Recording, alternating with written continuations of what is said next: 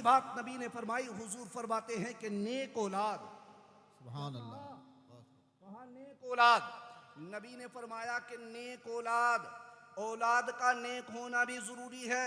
Property बच्चों के नाम पर करा देना ये सिर्फ कामयाबी नहीं है, या लग्जरी जिंदगी दे देना बच्चों को सिर्फ यही कामयाबी नहीं है, या बैंक बैलेंस बना करके दे देना, या बच्चों के नाम पर प्रॉपर्टी कर देना ये सिर्फ कामयाबी नहीं है। औलाद भी नेक होना चाहिए, वरना हमने देखा है इधर इंतकाल होता है, इधर वालिद का या माँ का जनाजा रखा होता है, इधर सगी सगी औलादे आपस में जमीन और जायदाद बांटने के चक्कर में झगड़े कर रही होती।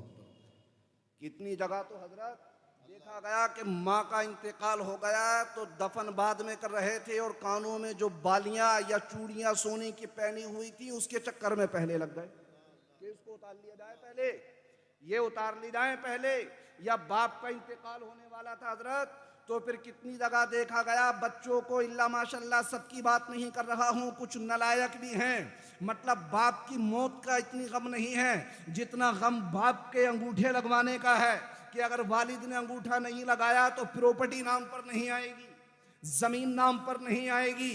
मतलब औलाद भी नेक होना चाहिए, वरना गौस पाक फरमाते हैं नादान इंसान हो तुम, माल तुम कमा रहे हो, कब्र में तुम हिसाब दोगे जा करके, दुनिया में औलाद तुम्हारी मजा ले जाएगी, अमा हिसाब तुम्हें देना पड़ेगा, और औलाद दुनिया में इसके मजे ले जाएगी।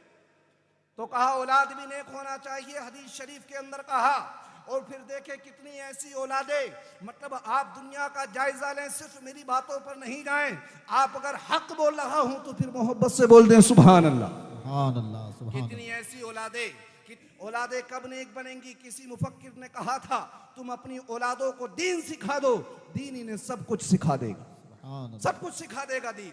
कहा कितनी ऐसी औलादे देखी हमने कि सगे सगे बूढ़े माँ बाप को धक्के मार करके बाहर निकाल दिया, माँ बाप को बाहर निकाल दिया। कितनी औलादे, मतलब बूढ़े माँ बाप 10-10 रुपए के लिए तरसने लगे, बेटे शादियां हो जाएं अलग हो जाएं तो फिर बूढ़े माँ बाप परेशान।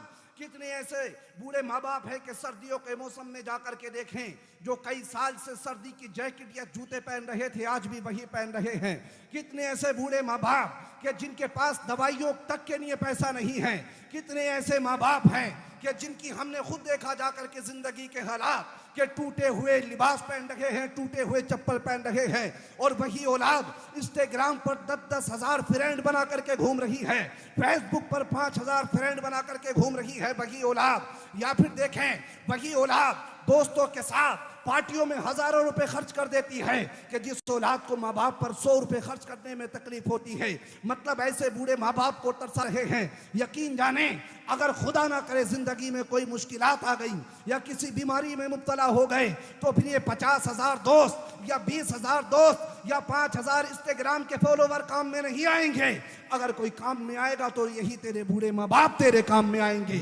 और ये जो प्रॉपर्टी और बैंक बैलेंस और ये अल्लाह ने इज्जतें दी हैं और ये ताज जो रखा गया है हमारे सरों पर, ये डिग्रियों के बलबूते पर नहीं मिलता है किसी को, या फिर अपने अक्लमंदी के बुनियाद पर नहीं मिलता है। आप कहेंगे कैसे मिलता है? तो फिर सुने, तुम्हें और हमें तो पता भी नहीं था। जब हम तालीम के लिए जाते थे या आप बिजनेस के लिए जाया करते थे या शॉप पर जाते थे, हम और आप तो घर से बाहर हुआ करते थे। यही बूढ़े माँ बाप हमारे हक में घर में बैठ करके अपने हमारे हक में दुआएं कर रहे होते थे। और जब नबी फरमाते हैं जब किसी के माँ बाप उसकी औलाद के हक में दुआ करते हैं अल्लाह उनकी दुआओं को कबूल फरमा लेता है। वो राहत इंदौरी ने कहा था हमारे कुछ गुनाहों की सजा भी साथ चलती है, अब हम तन्हा नहीं चलते, दवा भी साथ चलती है और अभी कुछ नहीं होगा, अभी जिंदा है माँ मेरी, मैं जब घर से निकलता हूँ दुआ भी साथ चलती। सुभान अल्लाह, सुभान अल्लाह, बहुत खूब, वाह वाह वाह, जिंदाबाद जिंदाबाद, वाह वाह वाह। नबी ने फरमाया औलादे भी नेक हो। बेशक हक, मुस्कुरा करके बोल दो सुभान अल्लाह, सुभान अल्लाह, सुभान अल्लाह। क्या बात भाई, कुछ नौजवान बैठे हैं क्या जो सोच रहे हैं कि हजरत खिलाफ तकरीर कर रहे हैं? नहीं, माँ बाप इतनी अजीम नेमत है, हक है, बेशक, इसका नियामुल बदल नहीं है दुनिया के अंदर। बेशक, बेशक। आप दुनिया के बाजार में सब कुछ खरीद सकते हैं लेकिन माँ बाप जैसी नेमत नहीं खरीद सकते। बेशक, बेशक, हक है। इतनी अजीम नेमत। आपने वो जुमला बहरहाल सुना होगा, लोग कहते हैं कि हर कामयाब मर्द के पीछे एक औरत का हाथ होता। कहते हैं? अरे भाई बता दो यार, कहते हैं नहीं? बिल्कुल आम रे बात। असल में तकरीर जितनी मैं करता हूँ इतनी सामने वालों से करवा लेता हूँ।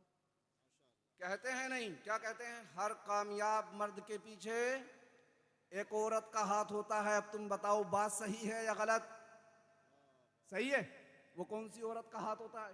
उस समझ रहे होंगे कि वाइफ का हाथ होता है, अल्लाह है? अल्लाह यही समझ रहे हो? अल्लाह अल्लाह अल्लाह। हाँ, ये बात अधूरी है, ये बात पूरी नहीं है। पूरी बात है कि हर कामयाब मर्द के पीछे एक औरत का हाथ नहीं, हर कामयाब मर्द के पीछे एक बूढ़े बाप की जवानी और एक बूढ़ी माँ की जवानी हुआ करती है। सुभान अल्लाह, जिंदाबाद जिंदाबाद, वाह वाह वाह। ये बूढ़े माँ बाप तो उस वक्त में साथ होते हैं जब कोई जानता नहीं है।